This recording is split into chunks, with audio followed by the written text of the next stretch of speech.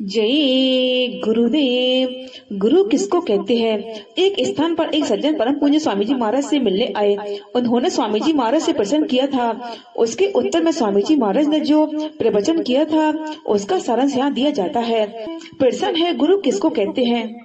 एक भाई ने आज मुझसे यह प्रश्न किया है, उससे मुझे बड़ी प्रसन्नता हुई।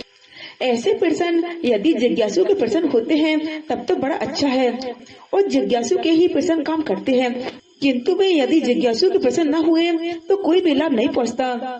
तो यदि आप गुरु को नहीं पहचान सकते हो तो फिर भगवान को कैसे पहचान सकते हो? गुरु ही वह हस्ती है जो भगवान को पहचानता है। इसलिए बाहर की पुस्तकों के काट छाट या पढ़ने लिखने से कुछ लाभ ना होगा। गुरु के बिना हम कुछ नहीं जान सकते। जब तक हम गुरु को नहीं जानते तब तक हम भगवान को कैसे जान सकते हैं? गुरु ही उस भगवान के पहचानने का रास्ता देगा।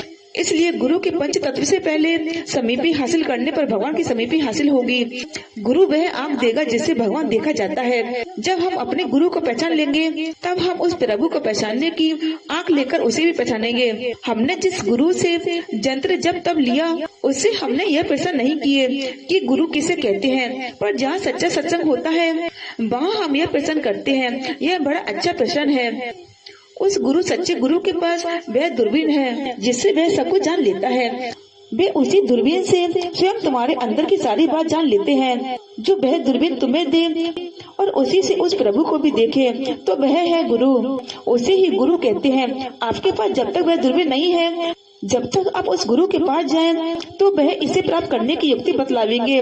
उन्हीं को गुरु कहते हैं। गुरु वह शक्ति है जिसमें वह नाम धारा प्रकट हो जाती है, वह शक्ति जागृत हो जाती है।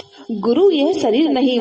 गुरु की शक्ति को जानने के लिए उस गुरु पोल से अपनी आत्मा से ही जान सकते हैं और किसी से नहीं। अपनी अंधकार बुद्धि से हम गुरु को नहीं जान सकते हैं, न प्रभु को और न संसार की वस्तुओं को ही। जिनके प्रश्न जिज्ञासु के नहीं वे कुछ नहीं कर सकते, परंतु जो भूले हैं वे तो आप ही आकर नाम दान दे लेते हैं और अनुभव करके अपने ही अंतर में अनुभव करते हैं। उनके ऊपर दया होती है, परंतु वह दया वह चेतन धारा वह शक्ति करती है जो गुरु में होती है। गुरु पोल नहीं करता। लोग गुरु पोल को ही दया का दाता कहते हैं। वह प्रभु स्वयं गुरु बनता है। गुरु पोल में नाम शक्ति के रूप में उसे प्राप्त कर लेने पर कौन गुरु और कौन चेला? अफसोस है कि आज दुनिया में लोग स्वयं अंधकार में हैं और दूसरे को भी शिक्षा देते हैं। मालिक की आराधना का चाहे वह अपने ख्याल से अपनी बुद्धि से उसका आडंबर बनाए रहे, लेकिन यह बात बिल्कुल सत्य है कि परमार्थ की तरफ से बहुत दूर है वह। अरे भाई, इस रास्ते से बिरगुटी की ओर इशारा करके लोग आएंगे।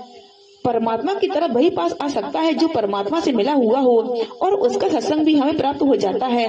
जब वह परमात्मा के निकट आ जाएगा, जिनको बेचारों को मिले हुओं का दर्शन ही नहीं तो वे क्या करेंगे? मिले हुओं का दर्शन हुआ होता तो आज यह ज्वाला नहीं जलती, यह काम क्रोध लोभ मोह की ज्वाला नहीं जलती, यह बेकारों के दूर आंधी नहीं उड़ती। इन बेचारों की क्या गलती, पर ये परमात्मा से बहुत दूर है। अरे भाई, परमात्मा से वे ही नजदीक हैं जो महात्मा उसको पा चुके हैं। उनका सत्संग हमें प्राप्त होना चाहिए। कहते हैं अब क्या करूं भाई, गुरु मुक्ता मुझसे होती नहीं क्योंकि यह मुझसे बन नहीं पड़ती है। अब अगर गुरु मुक्ता नहीं होगी, गुरु मुक्ता तो थी नहीं और ना है, तो दर्शन प्रत्यक्ष में हो तो कैसे? भाई, अगर गुरु मुक्ता ना हो, गुरु का आज्ञा पालन ना हो, तब तो कहते हैं कि दर्शन नहीं होगा। बात सत्य है। यह है गुरु मुक्ता में हम सब मेहनत करें। अरे भाई, यही है सब लोगों का मत। जिन ने गुरु मुक्ता में मेहनत की है, जिन्होंने गुरु मुक्ता का परिश्रम किया है और गुरुमुख बने, उन्होंने परमात्मा को पाया। आज यह कोई नई बात नहीं, यह हमेशा से थी। तो कहते हैं गुरुमुख क्या है?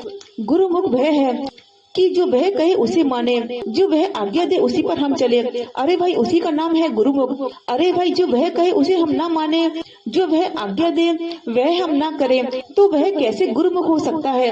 अरे भाई, राम के पास तो बहुत लोग रहते थे, राम राजा थे, हनुमान ही क्यों भक्त कहे गए? अरे भाई, हनुमान ने उनकी आज्ञा का पालन किया, उनके सम्मुख हर बातों को माना।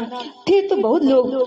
तो हम सबके लिए यही नसीहत देते हैं कि गुरुमुख नहीं बनोगे तो तुम्हें दर्शन कैसे होगा? सीधी बात यह उसका नियम चला आ रहा है हमेशा से कि जब तक गुरुमुख हमारे उस नाम रूपी शक्ति के नहीं होते हैं जो मेरा बोध कराती है, तब तक मुझको प्राप्त नहीं कर सकते। तो जो भी संत यहाँ आते हैं नाम रूपी में, जब तक उनकी आज्ञा का पालन नहीं होगा तब तक उस सर्वशक्तिमान प्रभु को हम प्राप्त नहीं कर सकते हैं जो पिंड अंड और ब्रह्मांड से परे है, यानी जो सत्य देह सतयुग में है। उस शक्ति का दर्शन हमें कदापि नहीं होगा। कब तक कि जब तक नाम रूप में उस शक्ति की उपासना यानी उसकी आज्ञा का पालन न होगा, यानी जब तक हम गुरुमुख नहीं बनेंगे। गुरु मुख बनो, राम मुख बनो, कृष्ण मुख बनो, कोई मुख बन जाओ, कोई आज्ञा का पालन कर लो, उसी का नाम है भक्त, दूसरा और कुछ नहीं। तो कहते हैं यह भी हमसे नहीं बनता तो फिर दर्शन कैसे होगा? बड़ी मुश्किल, यह भी एक चिंता एक फिक्र है कि गुरुमुख है नहीं दर्शन कैसे होगा। गुरुमुख बने तो दर्शन हो, तो मेहनत क्या करना है? तो गुरुमुख बनना है, आज्ञा का पालन करना है। आज्ञा का पालन यही है कि हम रात और दिन, सुबह और शाम, दोपहर में उसको स्मरण करते रहें।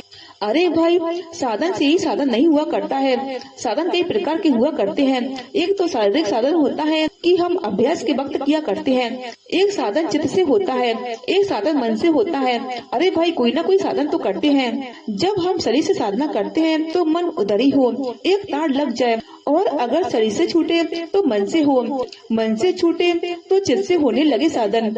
इन तीनों प्रकार के साधनों में कोई ना कोई तो होता ही रहे, पर जब लगन भी ना लगे रहे, साधन भी खत्म, वह भी गई छूट, जैसी लो पहले लगी थी वह भी हो गई खत्म। तब फिर कहते हैं क्या हो गया? तो भाई ऐसी ब्रह उठाओ कि एक नहीं, केवल अपने जीव की फिक्र क्यों करते हो? अरे भाई, एक नहीं, करोड़ों को पार ले जा सकता है। जैसी लगन पहले लगी वैसी लगी रही। तब जब महात्मा के पास प्रेमी जाता है सच्चा, जो आशिक होता है, जिसको फिक्र है कि हमारा जल्दी काम बने, हम किसी तरह से उठकर उसके पास पहुँचे, तो वह एक रस लपट करके काम करता है। वह इधर उधर किसी को नहीं दिखता है जब तक कि उसका काम नहीं बन जाता है। जब तक लगा ही रहता है उसी काम में, उसी धुन में, उसको कोई फिक्र नहीं, वह अपना काम संपूर्ण कर लेता है। तब उसका ख्याल इधर उधर हो सकता है कि कुछ है कि कुछ नहीं है। हमको कुछ फिक्र होना ही नहीं चाहिए कि ये क्या करते हैं और ये क्या करते हैं, इनको क्या होता है और उनको क्या होता है। उनको तो अपना चलना है। तो भाई, जब तक गुरु मुक्ता आई नहीं तब तक दर्शन होगा कैसे? अब देखो, प्रेम का मार्ग है, यह है चलना चढ़ना, यह काम सूरत का है, लेकिन साथ में हो तो प्रेम। प्रेम परमात्मा का एक अंग है। प्रेम जो है वह उसकी जाति हो, कोई जाति नहीं, जाति अंग है उसका। सूरत उस प्रेम का एक जाति टुकड़ा नाम जो है, उस प्रेम का एक सर्वांग है। तो फर्क इतना ही है कि इस जातीय टुकड़े को उस सर्वांग प्रेम के साथ जोड़ देना है, तो वह सच्चा प्रेम आपको मिल जाएगा। उस जातीय टुकड़े का प्रेम तो निकलता नहीं कि प्रेम कहते हैं किसको। तो प्रेम प्रेम तो सब चिल्लाते हैं, पर जानते कोई नहीं कि प्रेम किसको कहते हैं। अरे भाई, सुरतों में तो प्रेम आना चाहिए अंदर में। जय गुरुदेव।